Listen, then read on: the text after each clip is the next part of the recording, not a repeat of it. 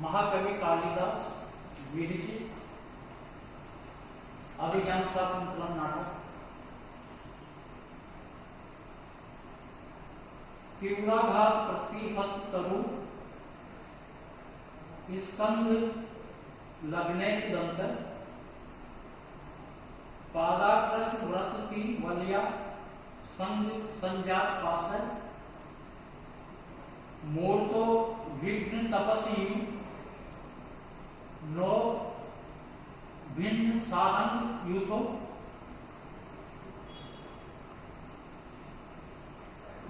धर्मा अरण्यम प्रवेशति गय संजना लोक भीतर।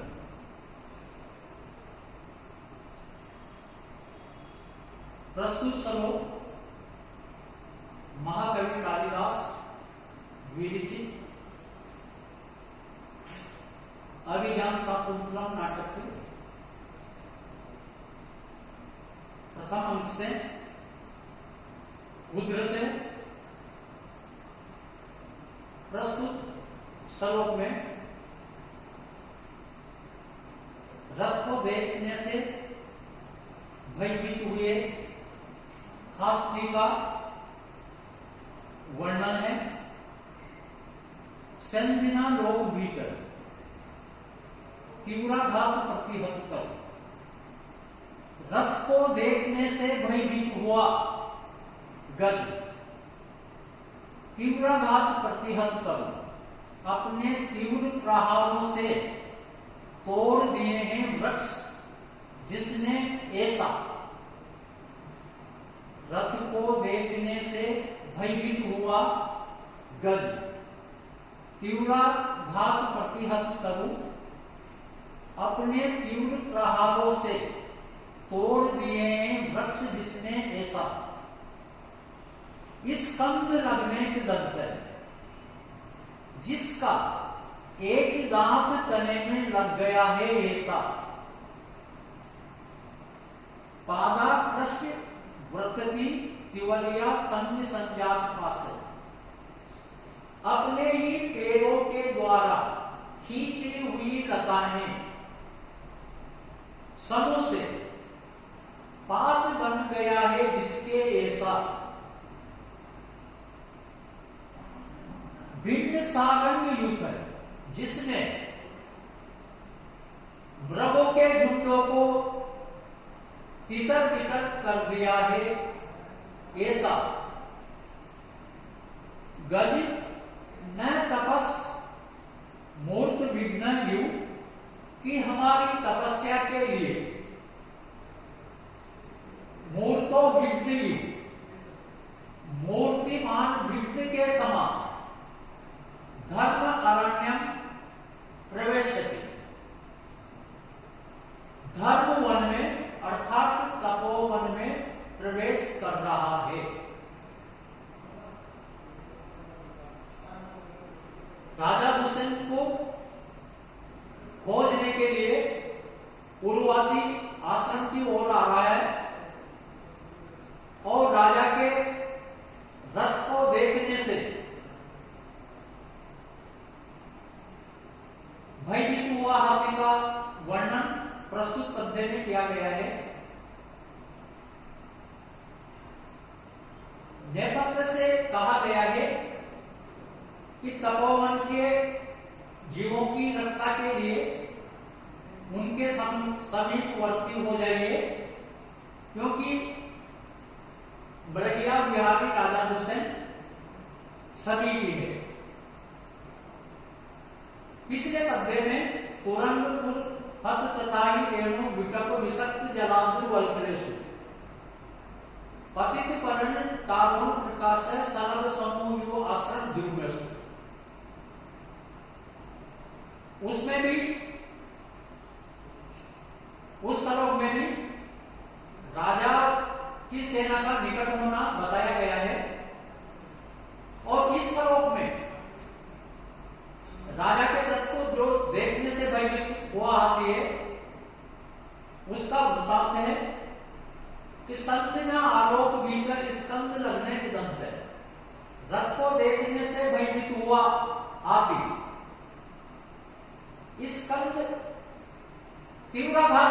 निरंतर अपने तीव्र प्रहारों से वृक्षों को तोड़ दिया है। अर्थात रथ को देखने से हाथी भयभीत हो गया है और वन में इधर उधर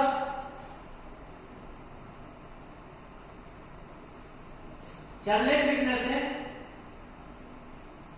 वृक्षों को जिसने तोड़ दिया है, स्कंद लगने के दंत है, तो जिसका एक दांत तने में लग गया है। वृक्षों को तीव्र प्रहार से तोड़ने से हाथी का एक दांत स्कंद में अर्थात तने में लग गया है। पादा पृष्ठ वृद्ध तिवलिया संज्ञात पास है, अपने ही पैरों के द्वारा खींची हुई लता समूह जिसके लिए पास बन गया है ऐसा। अर्थात इधर उधर जमीन पर फिरने से जो लता समूह है वह खींचने से हाथी के लिए पास की तरह हाथी के पैर बन गए हैं। भिन्न सारंग यूथर जिसने मृगों के झुंडों को तितर बितर कर दिया है। रथ को देखने से मृग भी भयभीत हो गए हैं। जो झुंड पहले से बने हुए थे वह तितर बितर हो गए हैं। न तपस्या मूर्त विघ्नो धर्मारण्यम प्रवेशति, कि वह हाथी मूर्ति हमारी तपस्या के लिए मूर्तिमान विघ्न के समान धर्मारण्यम प्रवेशति, धर्म वन में अर्थात इस तपोवन में प्रवेश कर रहा है। विघ्न का कोई रूप नहीं होता, लेकिन यहां पर कहा गया है कि मूर्तिमान विघ्न अर्थात वह धर्मारण्यम प्रवेशति, इस तपोवन में प्रवेश कर रहा है। प्रस्तुत पद्य में भयानक रस है, क्योंकि इसमें भयभीत हुए हाथी की स्वाभाविक चेष्टाओं का वर्णन किया गया है।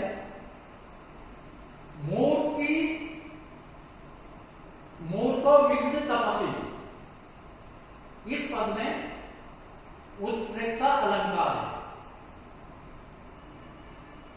प्रस्तुत पद्य में मंदा क्रांता छंद है। मंदा क्रांता छंद का लक्षण है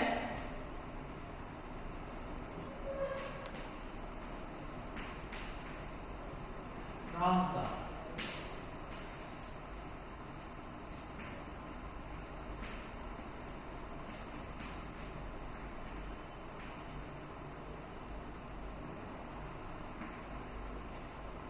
मंदा क्रांता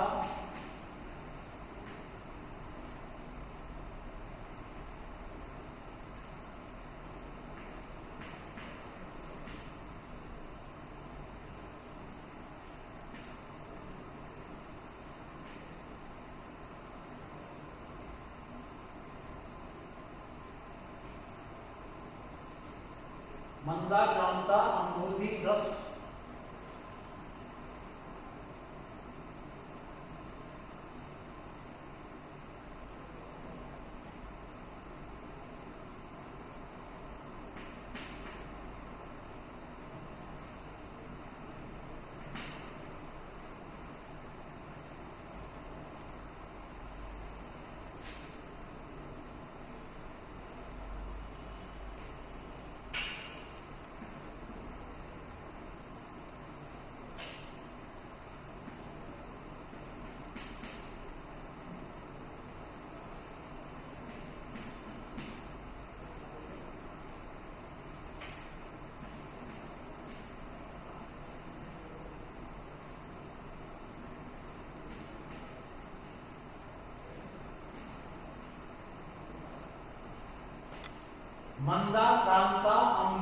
रस नगेर मो भनाऊ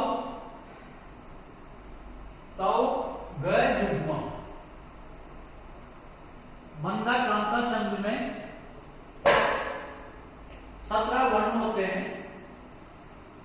प्रत्येक चरण में गणों का क्रम मगन, भगन, नगन, तगन, तगन और अंत में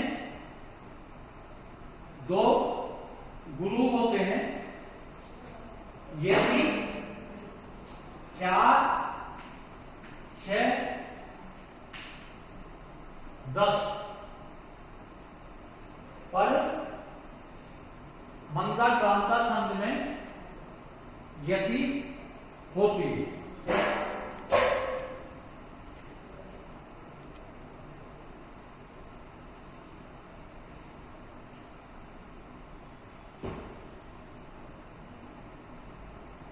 गच्छति पूर्व शरीरम धावति पश्चात असंस्कृतम चेतन चीना सुखम यू केतो प्रतिवातम नियमानस्य।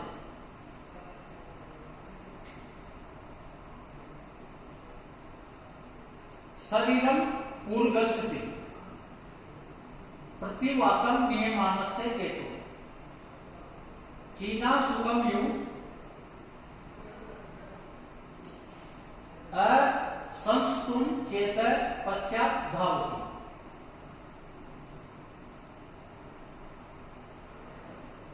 प्रस्तुत पद्य महाकवि कालिदास विरचित अभिज्ञान शाकुंतलम नाटक से लिया गया है।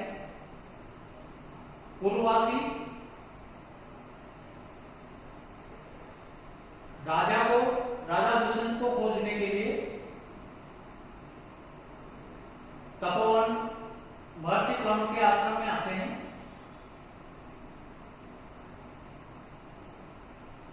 भयभीत हाथी के वृत्तांत से शकुंतला उसकी दोनों सखियां घबरा सी जाती है। वह राजा दुष्यंत से अनुमति लेकर अपनी कुटी में चली जाती है। राजा दुष्यंत अपने मन में विचार कर रहा है कि हस्तिनापुर लौटने का मेरा मन नहीं करता। मेरे सैनिकों को आश्रम के निकट ही उनका पड़ाव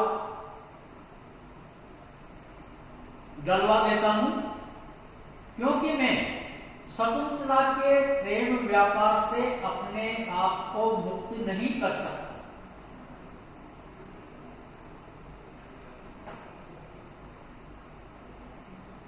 शरीरम पूर्वगच्छति कि शरीर आगे की ओर चलता है।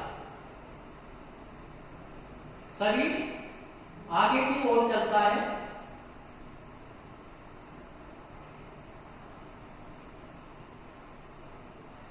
प्रतिवातम नियमानस्य केतु हवा के विपरीत दिशा में ले जाते हुए ध्वजा चीना सुगम यू चीन देश में निर्मित रेशमी वस्त्र असंस्कृतम चेता पश्चात धावती। मेरा अपरिचित सा मन पीछे की ओर भाग रहा है। राजा दुष्यंत अपने मन में विचार कर रहा है कि मैं शकुंतला के प्रेम व्यापार से अपने आप को मुक्त नहीं कर सकता। तो राजा की जो मनोदशा है उसको राजा बता रहा है कि शरीर पूर्वगच्छति कि शरीर आगे की ओर चलता है, यानी कि राजा का शरीर आश्रम की ओर जा रहा है। परंतु प्रकृति वातम नियमानस्य केतु, लेकिन हवा की विपरीत दिशा में ले जाते हुए चीना सुखम यु, चीनी रेशमी वस्त्र से निर्मित ध्वजा के समान असंस्तुम चेता पश्चात भवती, मेरा अपरिचित सा मन पीछे की ओर दौड़ रहा है। प्रस्तुत श्लोक का भावार्थ है कि राजा दुष्यंत अपने पूर्ववासियों सेना से मिलने के लिए आश्रम की ओर प्रस्थान कर रहा है, तो राजा का शरीर तो चल ही रहा है और जैसे ध्वजा को हवा की विपरीत दिशा में ले जाने से उसकी पताका पीछे की ओर ही जाती है, उसी प्रकार से राजा का मन शकुंतला की ओर दौड़ रहा है। प्रस्तुत पद्य में राजा के शरीर को ध्वज दंड बताया गया है और राजा के मन को ध्वज दंड की जो पताका, तो शरीर तो आगे की ओर चलता है और उसका जो अपरिचित सा मन पीछे की ओर दौड़ रहा है, शकुंतला की ओर जा रहा है। प्रस्तुत पद्य में चीना सुखम यु केतो, इसमें उपमा अलंकार है और आर्य छंद है। आर्य छंद का लक्षण दिया गया है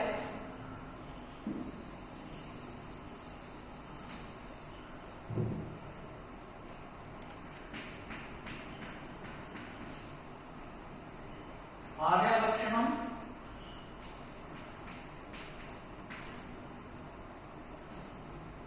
यस्या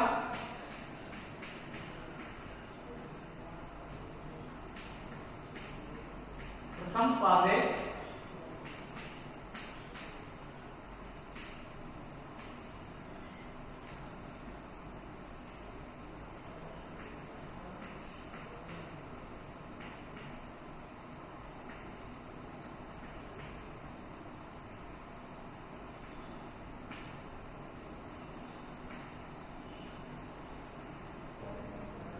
अष्टादश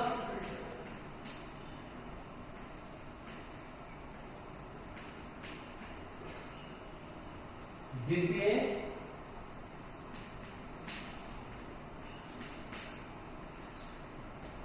चतुर्थ के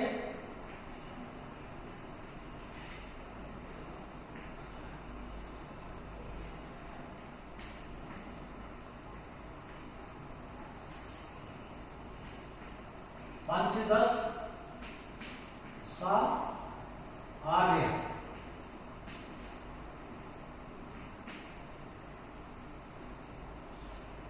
आर्य छंद में प्रथम चरण में